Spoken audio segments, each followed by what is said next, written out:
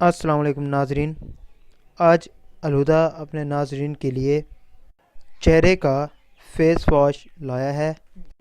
आजकल मार्केट में बहुत से ऐसे फेस वॉश आए हुए हैं जिसको लगाने से हमारी जल्द ख़राब हो जाती है, क्योंकि उनमें बहुत से ऐसे केमिकल्स होते हैं जिसको लगाने से हमारी जल्द ख़राब हो जाती है। आज हम अपने नाजरीन के लिए ऐसा फेस वॉश बनाने का तरीका लाए हैं। इस फेस वॉश में ऐसी चीज़ें शामिल होती हैं जो हम रोज़मर्रा रूटीन में इस्तेमाल कर सकते हैं। नंबर 1 इमली, नंबर 2 साबुन, नंबर 3 लेमन, नंबर 4 ग्रेसलीन, नंबर 5 तेल।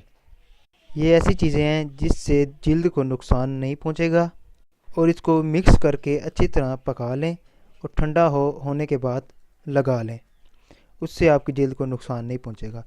शुक्रिया।